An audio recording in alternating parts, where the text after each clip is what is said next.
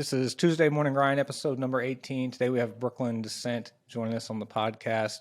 Brooklyn is a motivational speaker, sales leadership coach, master sales trainer, has 15 years of experience doing this and really helping leaders improve their sales and leadership skills. I'm really interested to hear about your improv classes, how you integrate that into this whole thing.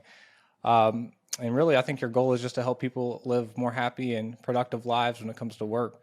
So Brooklyn, you have, I think, one of the most interesting careers I've ever seen, and I think you basically had to invent your own job. So can you talk about what do you do and how did you get into this job? Such a great question. So, first of all, thank you for having me. This is a phenomenal opportunity to share the message of happiness in anything that you do at work. Yeah. So look, I first started my career in HR, and I started because I wanted to work with employees. I wanted to work with groups, and I wanted to train. And from my HR role, I stumbled upon training. I knew I wanted to go there, just didn't know how to get there. And eventually had an opportunity to do diversity training in my early company. And I loved it. I thought this was fantastic. So I was a stand-up trainer. Let's see where this is going. So one day, a friend of mine invited me to a comedy club. I'd never been to a comedy club and I didn't even know what to expect. And so we sat down and started watching the show. And I absolutely fell in love with stand up. And I thought this is awesome. And I'm already training. I'm sort of, get the crowd going when I'm training as well. This is super cool. And so I decided to continue this path of both training and as well as learning, more about comedy and so on and so forth. And then as time went on, I realized that something was happening in both my training environment, in both me engaging with people, in group settings and whatnot, was figuring out how to have more fun and inject humor and happiness into the workplace in everything that I did. It was sort of my personality. Yeah. But I saw that it was impacting people. I saw that it was impacting learning. I saw that it was impacting even sales conversations. It was impacting the training that the results of the training that I was doing was getting. I thought, man, there's something here. I don't know exactly what to do with it or how to make it all work. Then a little bit later, I just got more training in, as a speaker and as a presenter and doing this for corporate events and so on.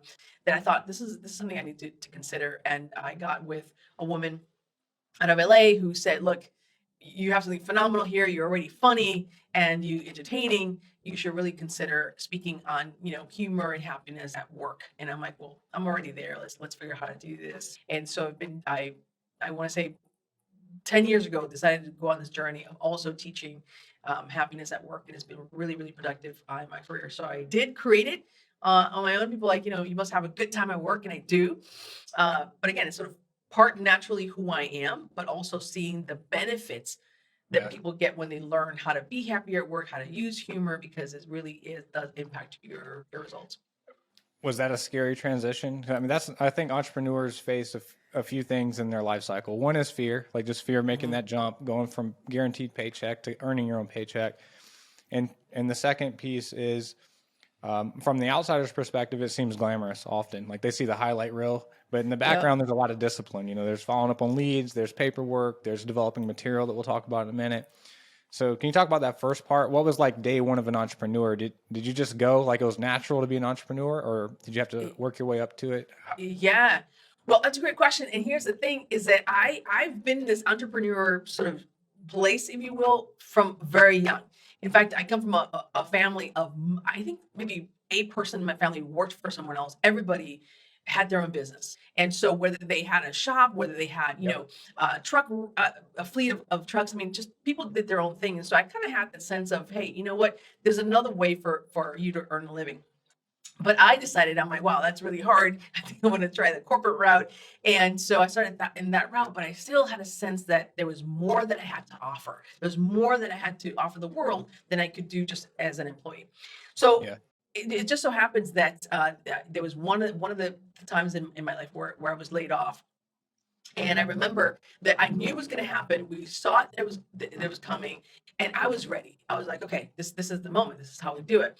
And so I immediately, of course, the first day you're elated, you're excited, you're like, this is great. And the next day you're just sweating bullets. Like, how am I going to do this? What am I going to do? And so what I knew for a fact is that I had skills that I can transfer into an independent space very easily. I just have to figure out how to do it. And so what I did was actually, while I was actually in a corporate environment, I figured out, hey, how can I start to maybe do some consulting, maybe do some engagements, sort of get my feet wet, if you will, to get the sense of, Yep. can this be something that I can do? And then I surrounded myself with people who were doing the thing that I wanted to do. Right. So I became part of speakers associations, I engaged with other speakers and just started doing the thing. And I think that a lot of times when we are facing fears, the biggest way to get through it is to do the thing. There's no, what I found is that there's no, guarantee, except that after you do, you go, wow, this is amazing. I want to do it again. And so I decided I had a whiteboard in my office and I created a sort of tracks of things that I can speak on, things that I think will be relevant to the business space. And so for me, one of the areas that I really enjoy speaking on and engaging with was around sales and selling.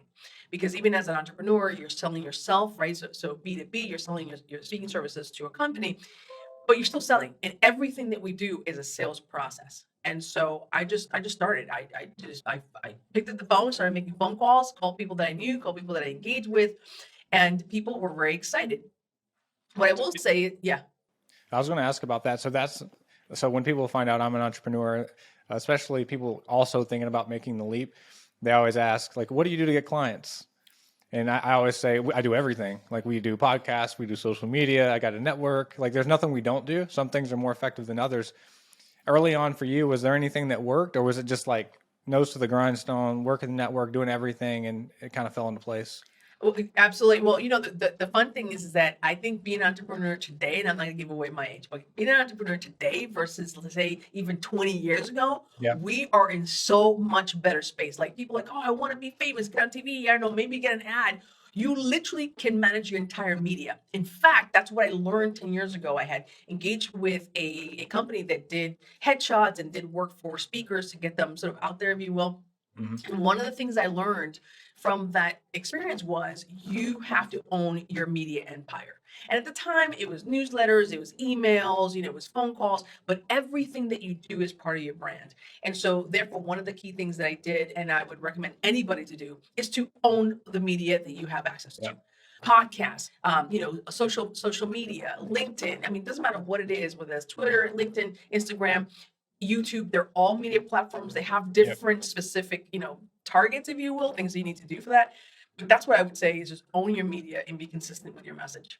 Yeah, I think discipline's a big part of it too. Like Mhm. for our podcast, or just posting on social media, or going after it the traditional way in terms of B2B marketing. Mhm. Nothing's overnight, at least not for us. It's been like years in the making. They say every startup's overnight success, 10 years in the making, but it's been true for us. We've been at it about 5 years, but we've been very consistent. Like, we post blog posts, we've been Yeah. doing SEO, we did the website, podcasts, video, and it's like Yeah. only now are we getting any traction. I mean, it's been amping up. Has it been the same for you? Like, it was just about discipline? Absolutely. Listen, you hit the nail on the head. It is about discipline. And, we're all Gary Vee, fans out Yeah. here and whatnot. It is literally the consistency. Even if, and see, for example, you post in an article or post on LinkedIn and you go, oh, only got 100 people, 100 views. Can you imagine being in a room with 100 people? Yeah. Like, that's what it is, right? I had a post recently. I literally posted it, and within hours, it got over 3,000 views. Now it's up to almost 4,500 views. That's me being in front of 4,500 people. That's Yeah. a big deal. Now, are everybody's fully engaged? Are they connected with you? Who knows? But here's what matters: is that now you have 4,000 people, however many people are watching your post, say, "Oh, you know what? I want to look at these people. I want to see what else they have to say to start following you." A lot of people, what happens is that they will watch the stuff and not really interact in the beginning. They just want to see what else do you have to say. Mm-hmm. What else is relevant to me? I think there's I speculate, I have no data to back this up, but I think that there's like this subconscious thing going on too, where you're kind of exposed to a brand a bunch of times. Like, you don't even know that you know who Risk 360 is or who Brooklyn Yes. is, but you've kind of passively seen it so many times that by the time you go to actually engage with the brand, there's some familiarity, like almost That's a it. comfort there. And there's got to be some of that happening. It happens for me. Like, I'll see a brand and I'll finally acknowledge its presence, but it's like the 100th time you've seen it. And I think there's some special sauce tied to that. And there is, in fact, literally, and statistically, marketing gurus say that people have to see your content, something related to you, at least 9 times. Mm-hmm. 9 times. And so that could be 9 posts. It could be variation of posts, right? And here's the thing, and this is, we can get a whole nother conversation with this, but you didn't have to pay for example, marketing or paid ads. Putting content that people, because people now know when somebody's pushing something and when something is, organic. But when you're Yep. pushing organic content, you're creating a community of people who, like I said, they may not necessarily, click a buy button or anything like that, but they start to pay attention to your knowledge, to your insights, and that matters. So a minimum 9 times. And again, back in the day, that was the case. You send an email, then you would say and send a, barely get mail anymore, but you used to send a direct mail. That was super expensive. I remember back in the day, literally, somebody had said, hey, buy a stack of like I think it was like 1,000 postcards for like 3 cents or something like that, and just write a note and send it to people. I started doing that. Now the return on it wasn't massive, but at some point somebody reached back out or somebody saw something. Today it's DM, right? I have a number of people who will find me, who will be reading things and will DM me and go, hey, we have this thing happening. Would you be interested? Absolutely. And I never turn out an opportunity that we at first may think, well, where's this going to lead? Who knows? But I usually say yes, which is where the improv stuff comes in. Is say yes and then see what happens. What do you have like platforms you like to specialize in that you see like a good ROI on? Yeah, I definitely see a great ROI on LinkedIn. LinkedIn, it just the algorithms, everything that's happened. There are a lot of changes people get kind of upset about, but ultimately, it's where people go for professional advice and professional guidance. I had a post that I did back in 2014. I think to me, this would be like the viral thing. This post literally got 131 comments and over 50,000 views. That's a concert. That's being in front of so many people that you start to make an impact. And from there, tons of followers started coming through. And again, my focus, with the things that I focus on, people are going to pay attention to who care about it, right? And along the way, those that get shared, and people share different things. I think again, you can do a lot of different things. It depends on the audience that you're looking to attract. Now, could I find you, right? Could I find your organization on Instagram, on Twitter, whatever? Sure. It depends on where your target audience usually lives. For me, they usually live in LinkedIn. Yeah. What about imposter syndrome? Like, Yeah. Do you have any of that? Do you just go for it? How do you get over it? Are you confident enough where you're lucky you don't have to deal with that? Do you think about any of that when you're pressing send? Listen, every time we press send, it's like, oh my God, it's like that little moment, like, should I do it? Just do it. So imposter syndrome, and we can get into it in a different time, but there's like 5 different levels, 5 different kinds, if you will, of imposter syndrome. It's not just one thing. And oftentimes you have to identify what is it for you, right? Is it procrastination? Is it, look, I'm a perfectionist. It has to be great. Is it, I don't think I'm good enough, right? I don't think I'm worthy. I don't think I should be doing this. Is that, what, there's other people who are better. So you have to kind of determine what it is, for you. And sometimes it's a blend of things that come up. I think ultimately, here's the mindset I go into anything that I do, whether that's sending an email or whatnot. The worst they can say, which is actually the best, is no thanks, or they don't respond. It is what it is. If I never sent that email, if I never sent that note, if I never wrote that post, I would never know. And the old saying of you miss every shot that you don't take. And so I literally just made it a habit of thinking. The minute I send an email, the minute I make a phone call, the minute I do something that puts me in a little bit of fear, I'm like, all right, this is good. Let's go. Let's see where this goes. Even though I'm afraid, I have to do it. I was listening to not a podcast, but a new Spanish artist came out with an album recently, and this guy is from Spain, and he was telling the story of actually connecting with a major artist in the hip hop world to produce this album with him. And he said, you know what? It was like 3-4 in the morning, and I was putting the arrangements together, and I finally sent him the file. He goes, but before I sent that file, everything in me said, who do you think you are? What do you think you're doing? What makes you think this guy's going to care? Well, not only did the artist who we sent this to care, he actually literally, I guess this guy was on tour, and I would say the name, but it's not very common, but this guy was on tour. He actually got his band, who was on the bus with him, got him off, the student side of the road, got him off the side of the road, set up the whole band, and played the song as a response to this guy's Instagram DM. and said, not only do we want to do this, the whole band is in, right? Give me Yeah, goosebumps. Why? that's great. Because you never know what the other person's dealing with, what they're going through, and your message came in time. So that's my Yep. belief, right? That's my mindset. Like, look, this phone call, you might think it's a nuisance. You never know what's going on the other side, because if you decide to do it, there's a reason why you have that thought. See, I love that positive attitude, because in the security space, I think maybe it's a personality thing. It's some more cynicism. So like a lot of people are haters, they're going to see content out there and be like, who does that guy think he is? Or at least that's my self-talk, You don't want to be anybody's guru. But on the other hand, like the people who you really care about, the people you want to work with, they're going to appreciate you trying. You're putting out good content. You're being authentic. It's free. You just want to educate the marketplace and make it a better marketplace. And the people who that resonates with, ultimately, those are the people you want to work with. And the people who are hating on it or whatever, that's okay. Maybe they're self-selecting out, and that's okay. Precisely. That's kind of my pep talk I give myself, Yes. And guess what? I bet there's less of those guys, and there are the people who really, really like your content. Like they come to you guys and go, you know what? This guy puts out some good content. I saw something, and sometimes you'll read something and you forget where you read it, forget where you saw it. You go, no, I saw something. Risk 360 put something out there, and I saw it. This article, we sent it to you. There's more of those people than there are haters. And 100%. By the way, we need haters. 100%. We need somebody saying you suck. Great, let me make it better, right? It's like exactly. And I love people like, and if you think about this too, when you think of that guy saying, well, who this guy thinks he is?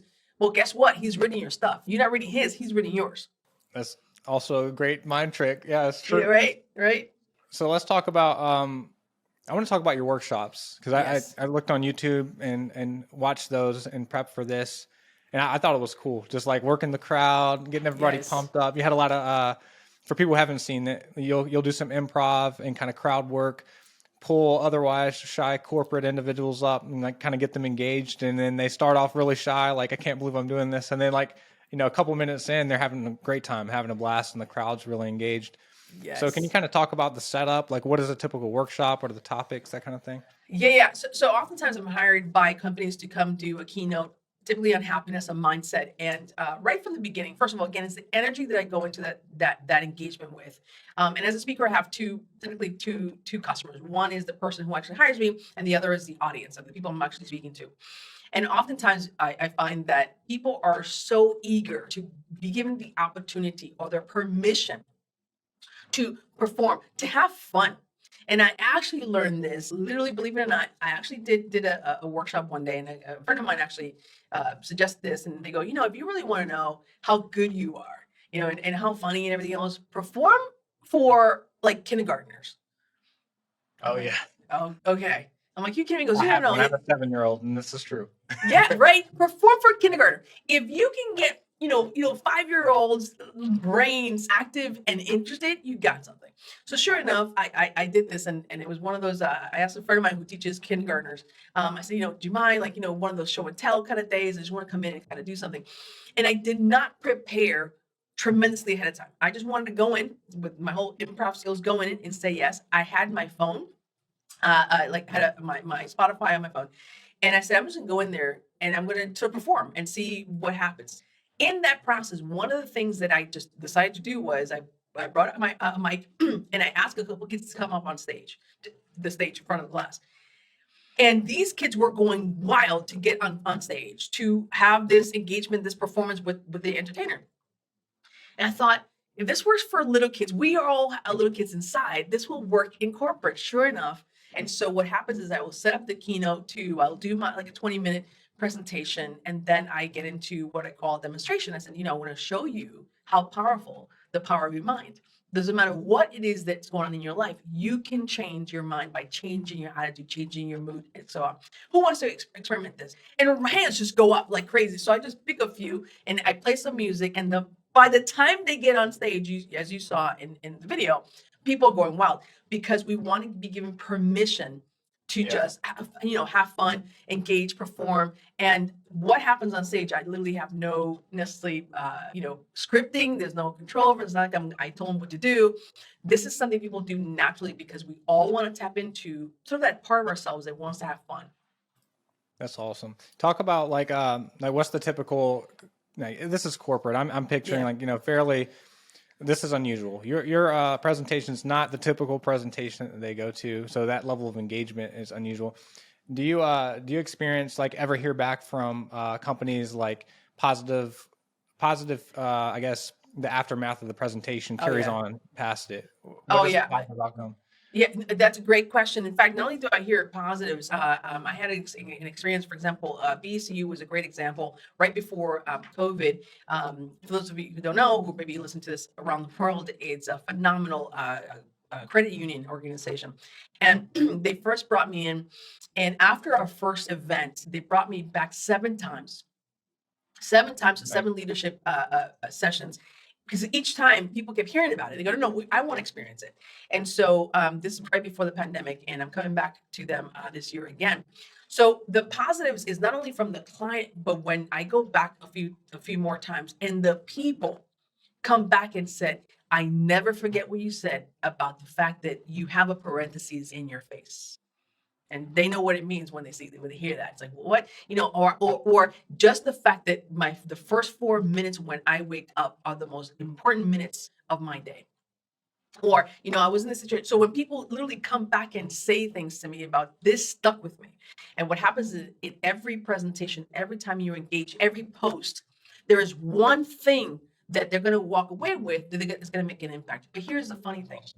Sometimes it's not something even I said, it's how they interpret it, what they took with them. And that to me literally brings tears of joy to my life, because I recognize that it's my responsibility to impact someone's life in some way.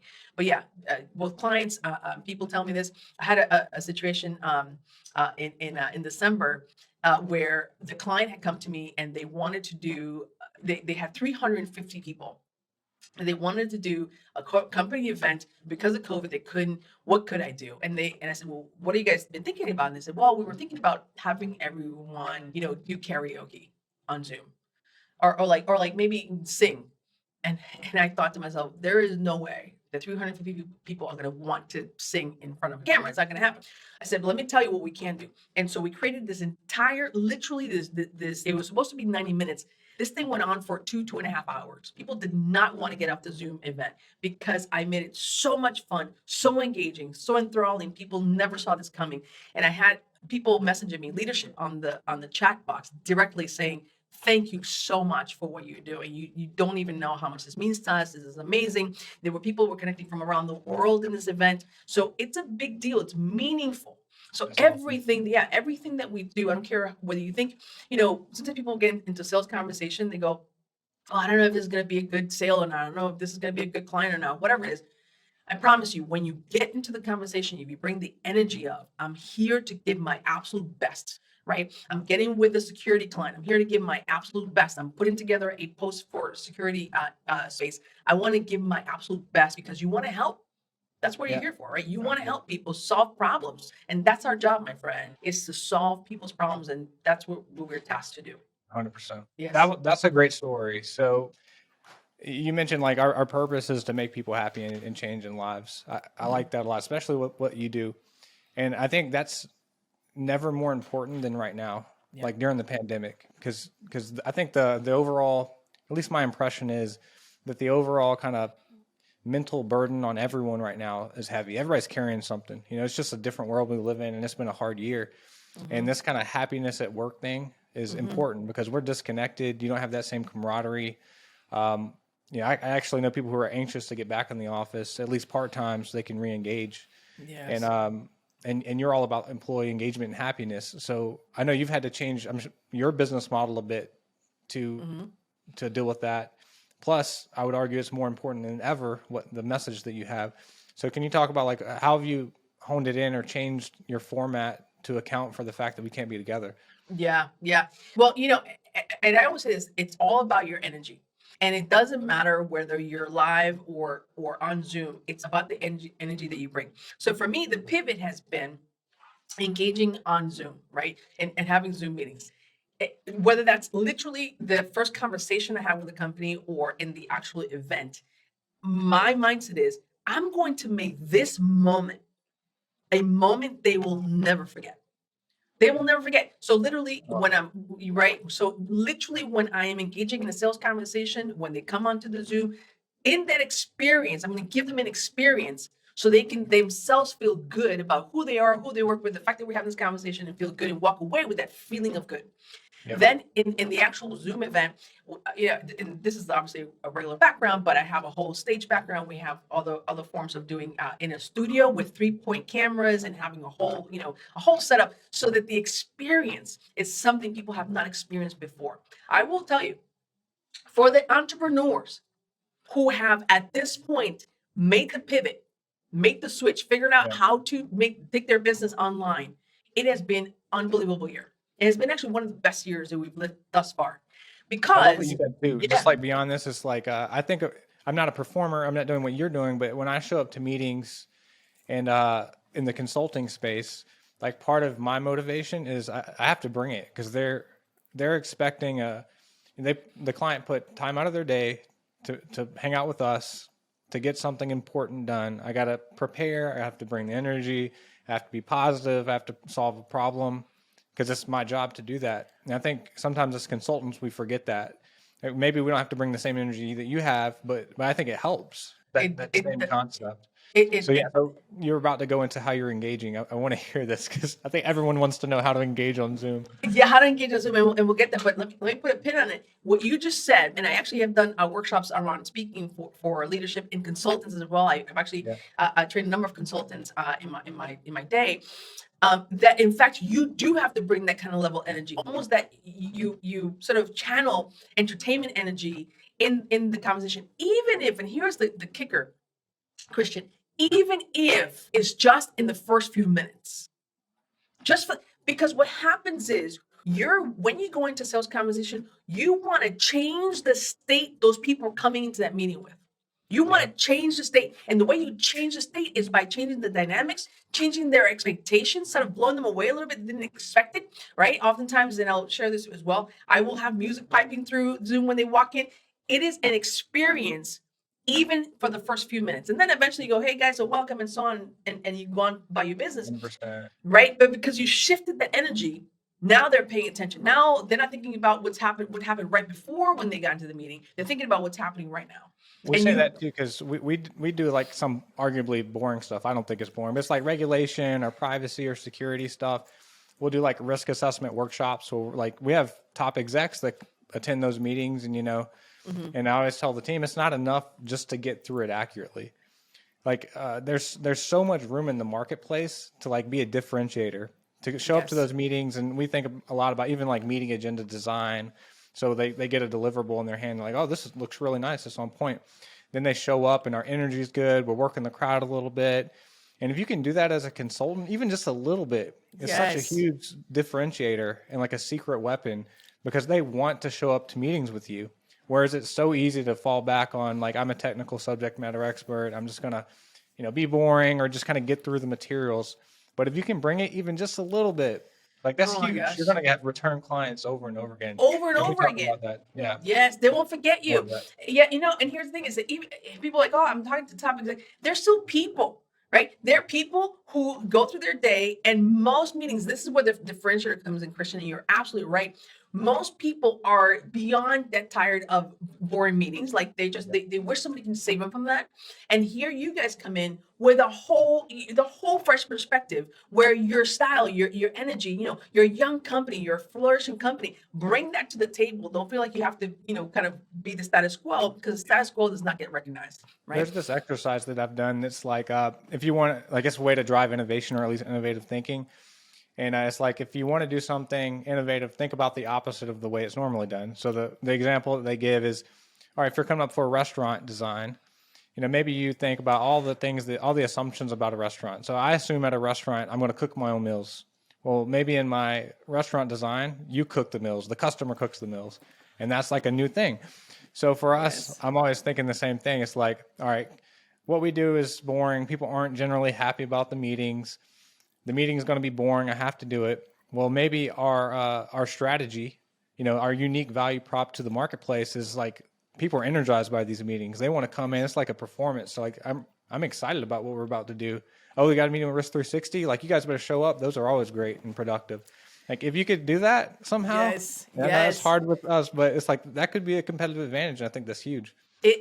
Christian, it is a competitive advantage. In fact, I constantly say, and I've also trained entertainers themselves, and sometimes they're like, oh, people, listen, literally engage in an entertaining way.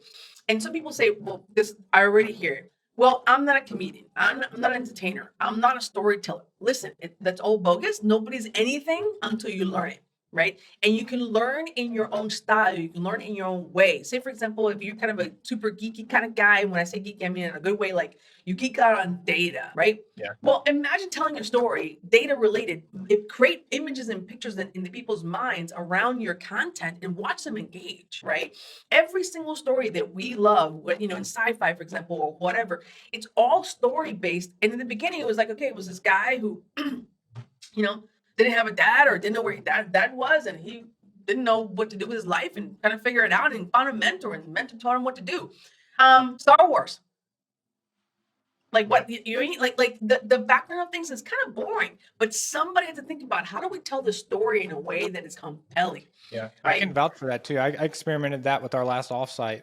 We do like an annual thing, and traditionally, very standard PowerPoint deck, maybe some improv jokes in there, wittiness that are ad hoc.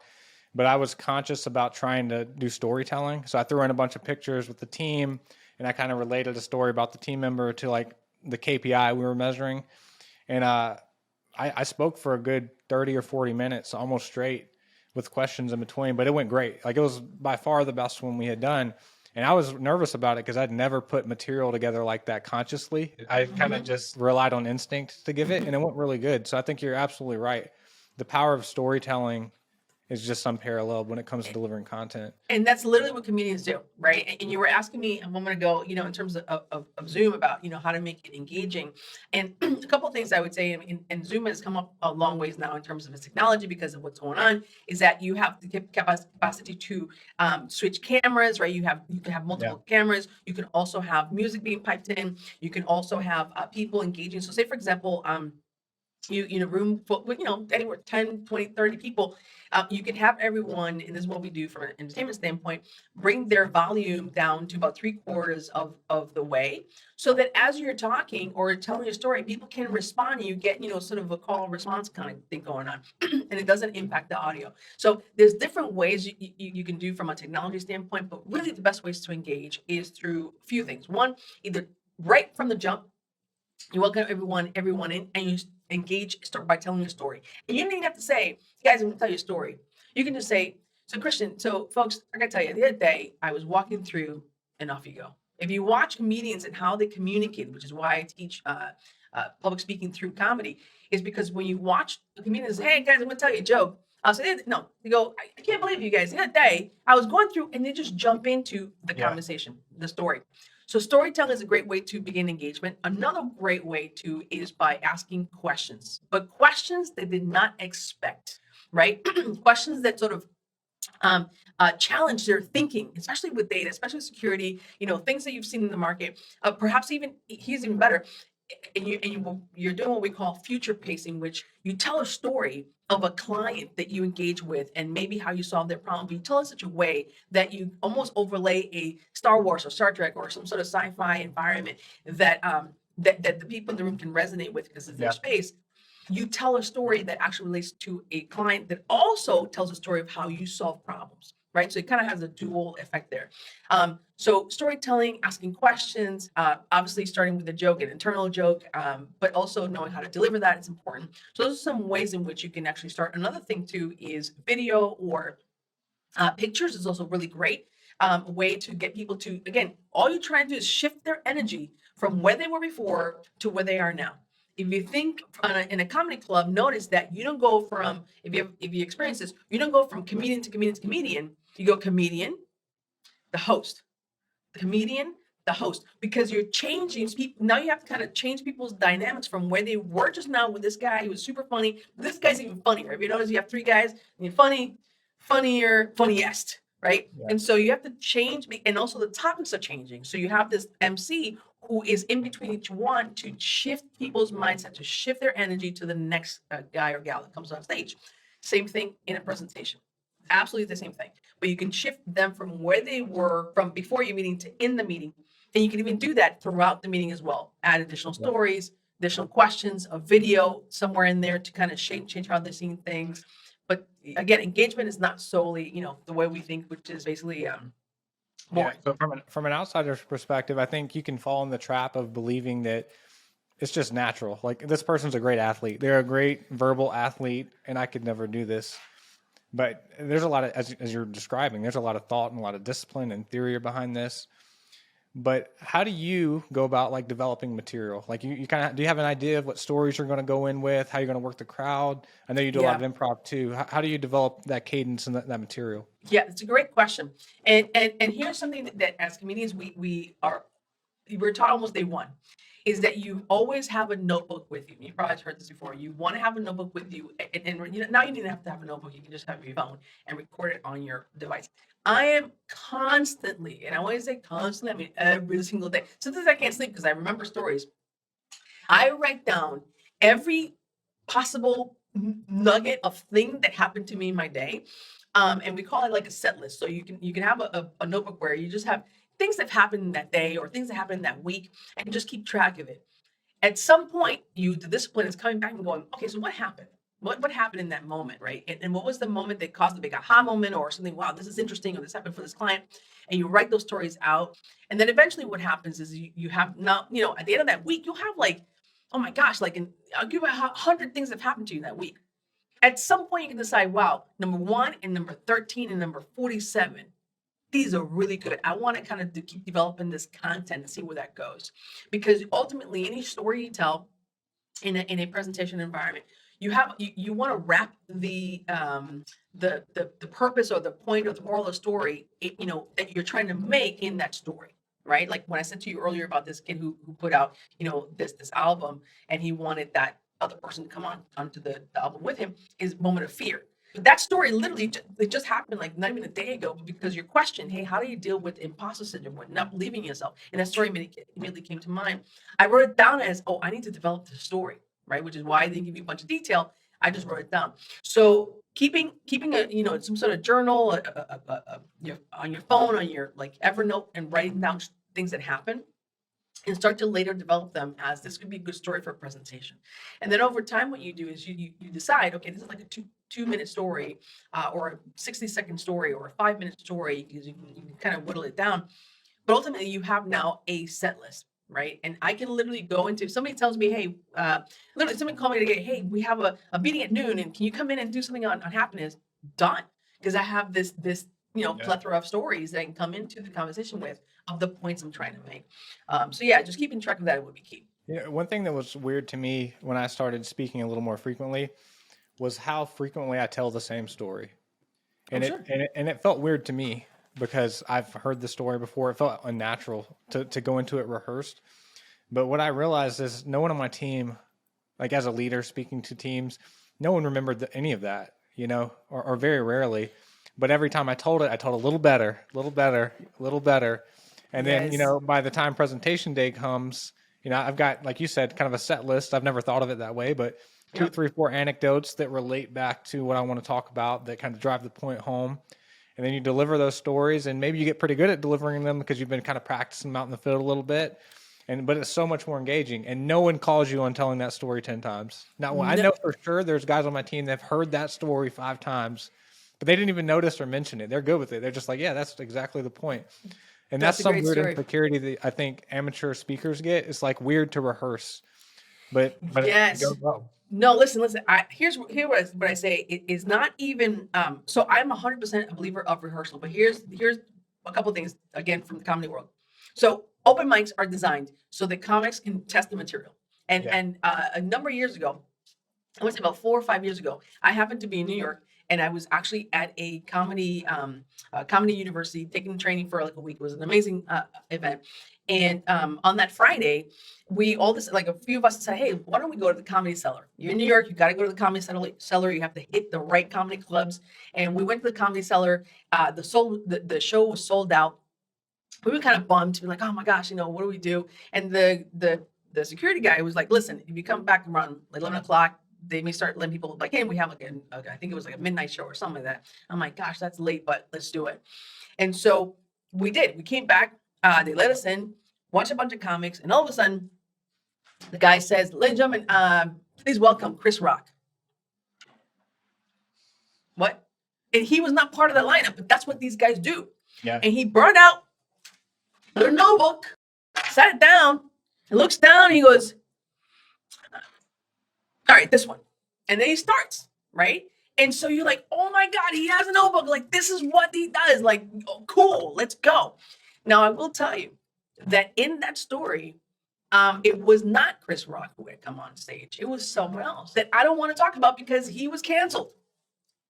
All right, he was canceled, and so I'm like, all right. So changing the characters, who cares? Nobody, whether who, what was it. The point was they carried notebooks. Well, the other comic was one of my absolute favorite comics. I hope he cleans his life up, and it sounds like his name sounds like a perfume with CK in it. But the point is, the Calvin Klein. But the point is, he had a notebook. And he put his notebook down, and he was working on some material. I'm like, this is how actual professionals work. You gotta and so the room becomes your testing. As a presenter, when you're telling that story in smaller groups, you are testing the material. And here's something I'm going to share with you, Christian, that you absolutely want to do. When you tell stories, or anybody who's listening to this, when you tell stories in a group just to test out the material, listen and watch for the people's responses, right? For the key words that you put in there, the key things you say, the funny moments you have, the punchlines you have. Watch their responses. But here's something even better: watch or listen to what they tell you, like as a response to the story, because it can become part of the story, right? And so what happens is people help you to quote unquote write the story because you're testing it with a group. It doesn't matter, and that to me is rehearsal, but you're testing the material with different groups. I listen to what they say, bits of information. I'm like, oh, that was a better line that I had. I like that word. I'm gonna write it down. And so the next time I tell a story, I've told it with really being written by a bunch of other people in the process, which is why it changes. I love that. That's good. That reminds me of this book I just read by a guy named, I think Cal Newport wrote it, but it talks about how to get better at something. And there's like practice, and there's perfect practice. And I can speak for myself. I am rarely conscientious about the way I practice the speeches or the talk or whatever I'm about to give by doing what you just said. Yes. Like I might just throw it out there, randomly, and never solicit the feedback, never really monitor the crowd's response or make it part of my story or anything like that. But that's like exactly what I should be doing, because in other aspects of my life, when I'm really practicing, I'm doing some intense focus, trying to get better at something, I'll take that level of care with it. But for some reason with speaking, I don't think people naturally do that, or at least not on average. And that's a great way to do it, because it's everywhere. You can practice anytime. It's like the one thing you can do.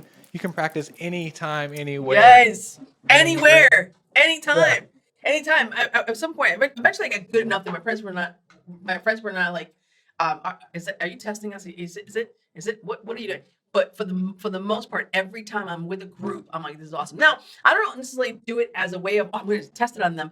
I can naturally want to tell the story. Yeah. I naturally want to say something, and then I throw it out there, and then they respond with something, or they say something, or they laugh at a certain point I didn't think they would laugh. But again, I've been doing this thing for a long time, so for me, it's sort of fluid now. Yeah. But the basics does not change. I'm going to have my notepad. I'm going to keep track of my set list. I'm going to improvise in the moment when I'm. And here's the crazy thing, which is how I got eventually doing what I call unscripted comedy. Because I started telling jokes, and kind of like you, I'm like, oh, I'm tired of telling the same stories or whatever. I thought I want to do something bigger than this. I want to test the skill of improv. I want to test my comedic skills with no jokes. Just start bantering with the audience and see what happens. And it was amazing what happened, because your brain is designed to help you solve problems. And my problem was, I don't know where I'm going to go with this, so help me out. And unconsciously, it was just flowing. And I started doing this. And I remember a friend of mine who'd been to a number of my shows said to me, and she was that seriously, she said that, she goes, I don't know how you do it, but all I know is that there's so much more in your brain that wants to come through than you have time for, because there's the creativity is incredible. But I said to her, literally everybody has this skill, this capacity. Your creativity and your ability to create in the moment is unbelievable. We just are afraid that we don't know what's going to happen. We're afraid to fail. We're afraid to look bad in front of whomever. It doesn't matter. Because the cool thing is, Christian, when you're in front of a group and you tell them a story or you engage in them, they have no idea if what you just said is what you meant to say. They don't. Yeah. They literally do not. So you don't have to say, "Oh, I don't mean to say." No, just keep going, right? If you ever watch comics and you want to see if they forget their lines, which they do, you see them pacing. They go, "Yeah, guys," kind of waiting for the crowd to die down, but they're thinking, "What the heck was I supposed to say next?" And then they just whatever comes up comes through. But because you just trust your feet, you trust the fact that your brain is gonna have your back each and every time. It's unbelievable. So I can just go on this topic, but Love it. I'm going to shift gears just a little bit because I want to get to this. So, a lot of what you do in terms of speaking and career and life is focused in on happiness.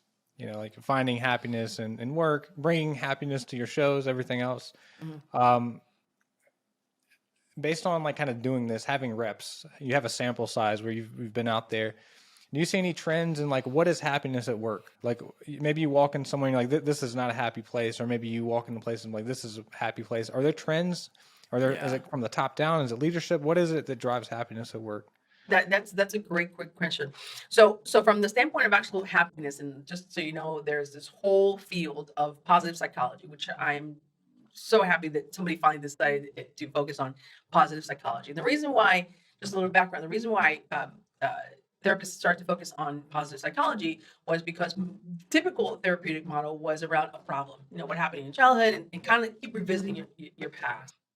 Positive psychology, is this belief that, look, there are more productive ways and more positive ways to live your life. And when you live from a place of, say, for example, joy or gratitude or happiness, you have this overarching, just overwhelming feeling of, I want to progress forward. And so what happiness does, or feeling gratitude, or feeling joy, or feeling a sense of purpose, all these things are feelings of happiness, improves your ability to be creative, to be collaborative, to communicate, to want to do more for your clients and your business. At work, the way that happiness really plays a big role is in two ways. One is in the relationships that you have with each other, right? With each other, with your boss, how the boss relates to you. The relationships absolutely matter. Top down, no question, it absolutely matters. The next thing that happens at work is that you have great relationships. The next thing you want to look at is the kind of results that people are getting. So if people are not getting good results, or they're being challenged, or perhaps they're not getting the kind of results you want your employees to get, look at the kind of relationships they're having, because they will have an inextricable link between the relationships and the results people are getting. So if I walk into a business, and I've been into so many companies, um, and I will first get what I'm dubbing the happiness energy architecture. And what I mean by that is, how do I feel when I walk into this space? Because space in itself, the energy of the space is part of architecture, by the way. It's when you walk into a home, into a building, how does the building sort of open up and receive you? Where's the lighting coming from? All these things impact, right, how people feel. So how do I feel? How am I welcomed into this space? I don't care where it is. I don't DMV or Southwest Airlines. How am I greeted?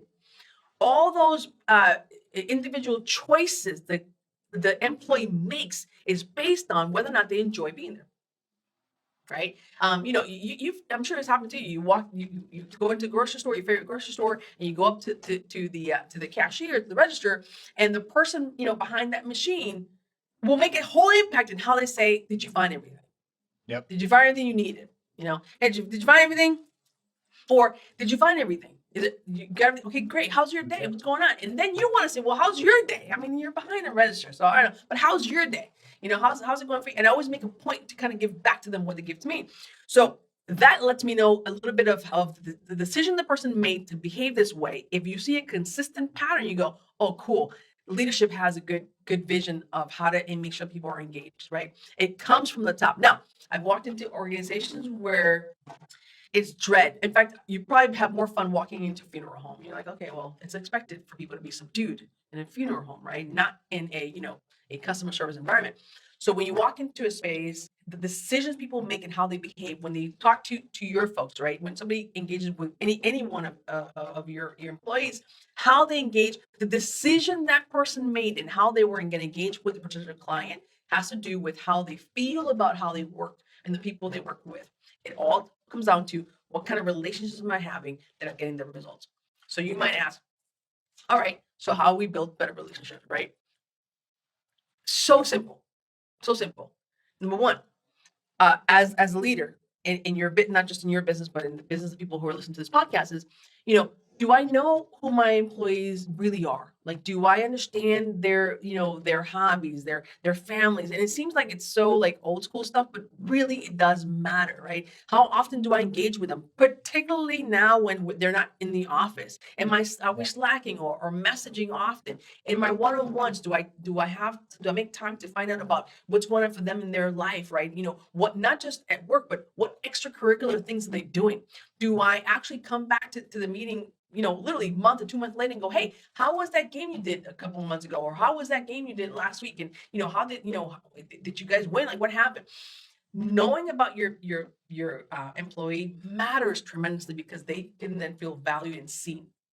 Right? Do I spend time also engaging with them to help them in their own career, in their own development? Hey, listen, you have your goals for the quarter, but here's also the goals that you want to think about for your own personal development, right? And that's again, leader to employee. And there's other things you can do. I always look for things as you're speaking. I'm thinking about this that are the right thing to do, but also the right thing for the business, because those are easy. Those are easy decisions. Mm-hmm. And what you're describing is just care about people. Like at its core, it's like find out how people are doing. Give them a little bit of your time, your most valuable resources, which is time. Find out how they're doing. Remember something about them. Care enough about them to remember. Like that's authenticity that I think everyone's craving, because many relationships in the workplace tend to err on the side of transactional, especially in the COVID environment when the only time you talk to anybody is because you set up a Zoom meeting. So you don't have all that water cooler talk about family and stuff like that. Yep. But we talk about that a lot here. It's like engagement is just relationships. Have a real, genuine relationship with someone, whether it be a client or a coworker. It's not about snacks. It's not about the free beer on tap or the kind bars and the kombucha. It's like care about that person. Because I've been in both. I've been in some organizations, and I think we are this way, fortunately, where like the team genuinely cares about each other. Mm-hmm. And you can just stop there. It's probably going to be okay because we genuinely care about each other. I've also been in startups that have every free snack in the world. Everybody's got a huge monitor. It's amazing. But the culture is rotten because no one cares about each other. That's exactly it. So at the end of the day, it's just caring about each other. When I hear you saying that stuff, I'm like, yeah, you're right. And it's caring about people. Well, and here's the thing too, Christian, this is literally scientifically proven that all those things you just talked about, those extracurricular stuff or extra stuff, creates a little bit of job satisfaction. Like, yeah, I'm satisfied being here, right? But am I happy? Meaning, I really feel a sense of progress. And here's the incredible thing.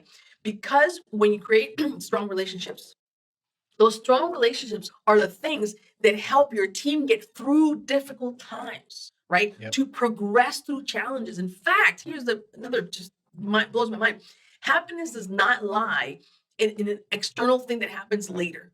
It's right now getting through a challenging situation. And it may not be happy or fun, but man, love that our team is connected on this issue. Yeah. We're figuring out how to stop. That's where happiness lies. It's in the progress, not in the result. It's in the progress. I wrote about this. We did a podcast, and I have a blog post about this. About one of the things we do here at Risk 360 is we intentionally create opportunities for shared adversity. And some of the ways we do that is we run a 100-mile relay race every year together. Wow. And not everyone runs, but everyone comes. So some people are just handling snacks and support. Some people show up at the finish line. A handful of people take the challenge on of actually running it. But every year, that group who did that thing, they'll talk about it for years. Like you'll see them at the grocery store, and that's the thing you remember. And I can tell you a story. Like one of our most introverted guys named Phil, he's a genius, but he was in charge of driving the RV back and forth like the 100 miles, sleep deprived, driving this RV, and he starts singing a Pearl Jam song as he's driving. And we're like, Phil, this introverted guy that we all love, but he's like blowing it out of the water. And anybody who's there for that, like knows Phil for that and will know him for that for life. But that's that shared adversity. It was hard. It was a 24-hour event. But it's just we don't have those opportunities in life very often. So it's those hard projects that you remember, is that 100-mile relay race that you remember, but people care about each other and they form those bonds. I think that's huge. Well, here's the thing too. Like literally, as you were saying that, I was getting goosebumps because Phil. Now here we are. I don't know. You know who Phil is. The people who listen to this podcast don't know who Phil is, but they'll remember him in that freaking RV, running back and forth to hundreds of miles, no sleep, etc. And then bringing out Pearl Jam. Here's the thing. Through adversity, people transform themselves, and even better, bring out parts of themselves that you never knew about to help that process. That truly is getting to a place where you have not just somebody who wants to be at work, but they truly love and enjoy what they do. And then here's the crazy thing is, when we've had that feeling of high elevated mood and feeling sense of connectedness and like we belong, and a sense of belonging, we find ways to solve problems that we didn't think we could. Back to your brain will help you solve problems when it is engaged in a feeling of overall joy and happiness. Your brain kicks in to tell Phil, hey, here's what you got to do. Because while he was doing all that and sleep deprived, what was driving him is a sense of overall purpose and joy and really wanting to help people. That doesn't come by accident. And by the way, you guys creating that kind of environment helped him to come out in a whole different way, which people will never forget, because those kinds of experiences become literally contagious. Right. Yeah, and with that, well, that's a relay race. So that's just literally having a one-on-one conversation. You can have the same feeling of joy. Well, Brooklyn, this has been an awesome conversation. And I know that people listening to this, they're going to want to sign up and get you to come entertain them over Zoom. So I know you mentioned one of the best ways to follow you and interact is LinkedIn. Go look up Brooklyn Dicent on LinkedIn. How else can people find you? Yes, they can also go to my website, which is the Happiness Consulting Company.com. Awesome. The Happiness Consulting Company. Well, if you guys enjoyed this, you can subscribe to Tuesday Morning Grind on any podcast app that you like, iTunes or Spotify. We also have a YouTube channel if you like to look at our beautiful faces as we talk. And also find us on LinkedIn too. So Brooklyn, thank you. This was awesome. My pleasure.